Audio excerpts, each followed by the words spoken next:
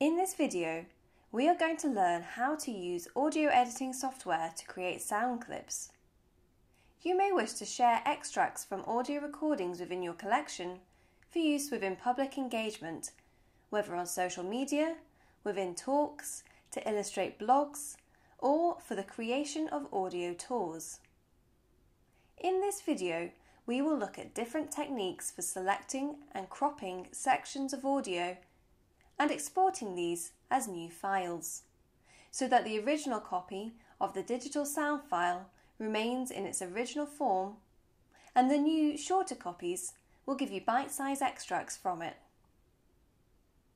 There are many types of audio editing software, but in this demonstration we will be using Audacity, which is a free downloadable software that is compatible with both Windows and Mac OS. To begin, we need to open Audacity.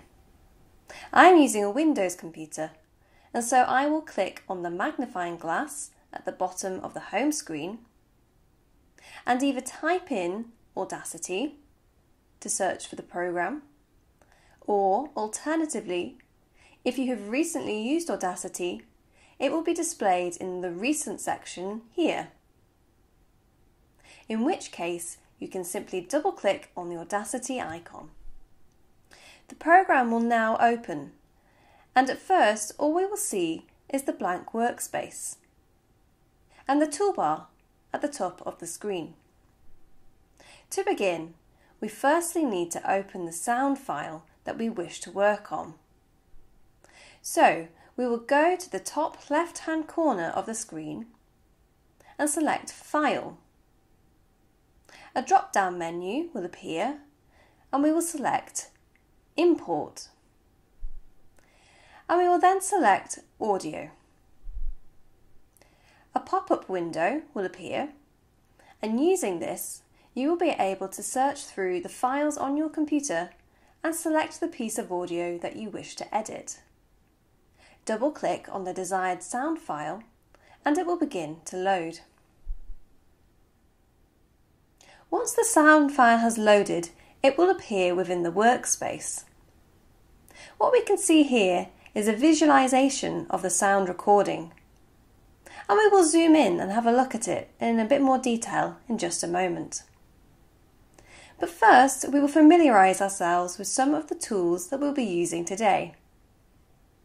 On the left-hand side of the toolbar, we have the pause button, the play button, the stop button, and these two buttons allow you to skip forward to the very start or the very end of the recording. Audacity also has a record function, which is the red button here, but we won't be needing to use that within this. Next, we have the selection tool, which looks like a cursor or a letter I, and this allows you to select different points within the recording. Below is the zoom tool, which looks like a magnifying glass. Audacity has two ways of zooming in or out. By using this zoom tool, you can zoom in on the sound wave by left-clicking your mouse, or zoom out by right-clicking. Alternatively, you can zoom in using the magnifying glass with the plus symbol at its centre, or the magnifying glass with the minus symbol at its centre to zoom out. As you zoom in, the visualization of the sound wave will elongate, so you will need to use the scroll button at the bottom of the screen to move along to a certain point. Or, alternatively, you can use the skip to start or skip to end functions that we looked at previously. So, let's zoom in and familiarise ourselves with the sound wave. Now that we have zoomed in, we can get a better understanding of what is happening in the recording by simply looking at the visualization of the sound. If we zoom in all the way, we can see that this is the sound wave, and it moves above and below the center line depending on the pitch of the audio, whether it's high or low, or the volume of the audio. So if we zoom back slightly, we can see that there are some clusters of sound and some patches of silence where the line is straight. And so I will just play a section as an example. So I will use the selection tool. I will click on the place where I wish to begin, and then I'll either press the play button on the toolbar, or alternatively, once a section of sound has been selected, the space bar on a keyboard can be used as the play or pause function.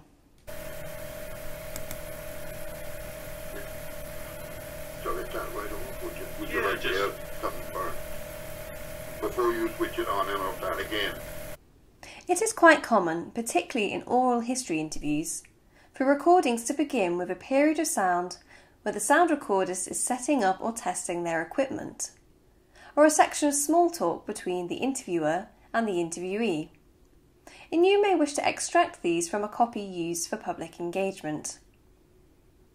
Another reason that you may wish to crop a sound recording, and a key consideration that must be made when selecting and preparing sound clips to be shared publicly, is if the sound recording contains personal or sensitive material, as we must ensure that GDPR is adhered to.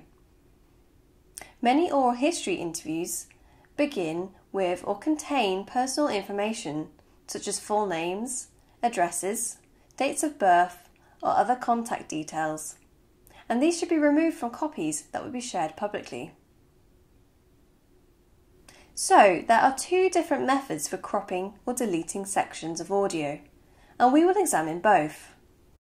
When you are working with a full recording, it can be useful when you're listening through it to select sections to be cropped into sound clips, to use labels to mark the start and the end of the section that you wish to keep.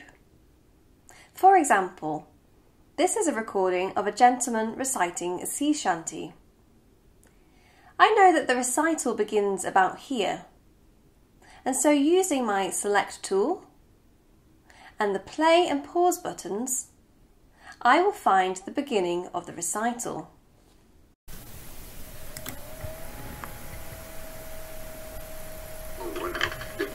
Shall I start right off? Yes, sir. It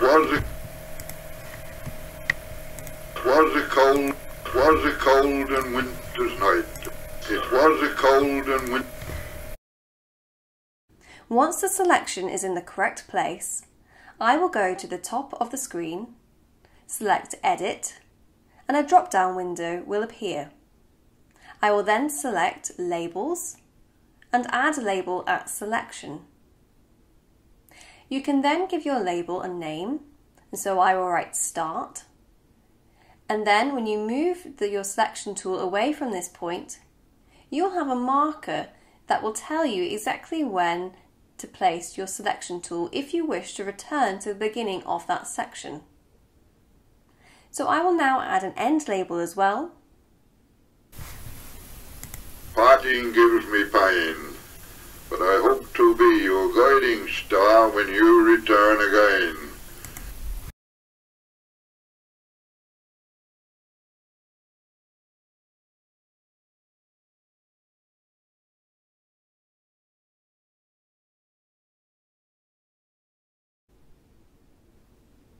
And I now know exactly where the sound clip is. As I said previously, there are two methods for cropping recordings. The first is to select the section of the recording that you wish to remove and to delete it. For example, I know that I don't need to use the beginning section of this recording, and so I will use the selection tool to click on the beginning of the unwanted section. I will click and hold down my mouse and drag it across, and as I do so, the sound wave will be highlighted. Once I unclick the mouse, this will remain highlighted until I click on a different section of the sound wave. So I'll just highlight that again. It is useful to note that if you have used a label, you must make sure that you are highlighting both the sound wave bar and the label bar at the same time.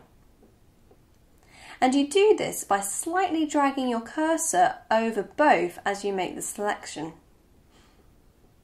If you only select a section of the sound wave, for example, and delete it, the label will remain in the same place that it was before, but the sound wave will have moved. Don't worry if you don't quite get the highlighted section in exactly the right place at first. If you hover your mouse over the beginning or the end of the highlighted section, a small hand with a pointed finger will appear. When this appears, if you click and hold your mouse again, you will be able to re-drag the highlighted section to extend or crop it. And if you're not exactly sure where it should go, if you press play while the section is highlighted, the recording will play automatically from the beginning of the highlighted section only. Let me see how I've got to think. Let me see how I've got to think. So now that I'm happy that I've selected the right section to remove, I will either press the delete button on my keyboard or go into the edit drop-down menu at the top and select delete. This is a technique that is really useful for editing out unwanted sections of audio, whether at the beginning of the recording, such as setting up of equipment or chatting, or throughout the recording to remove unwanted noises such as coughs, sneezes, or interruptions such as telephones, clock chimes or pets, or to extract sections of personal data that crop up throughout the recording. The other method for cropping recordings is the opposite. So instead of selecting that which you wish to delete, this time we'll select the section of audio we wish to keep. Now this is particularly useful when you know exactly which section of the recording you wish to keep. You've found a good, concise section, an anecdote, a sentence, a phrase or a song, and this is the key section of the recording that you wish to use. This is where the labels become very useful. For example, I've listened to this recording and I've marked this section with labels as one that I know I'll wish to create sound clips from. I will use the select tool to click, hold and drag my mouse to highlight this section. Once again, this selection can be altered using the hand, but as I've used labels and I know that I want to select just the audio within those labels, a yellow line will appear where the label is placed. And this is a useful marker. Now that the audio is highlighted, I will go to the edit bar at the top of the screen. The drop-down menu will appear and I will select Remove Special. And then I will select Trim Audio. And as you can see, only the section of the recording that was highlighted remains. I will now use the Time Shift tool, which is the two-ended arrow here in the toolbar. I will hold my mouse over the highlighted audio and the two-ended arrow will appear. And I will click, hold and drag the audio to the beginning of the time bar.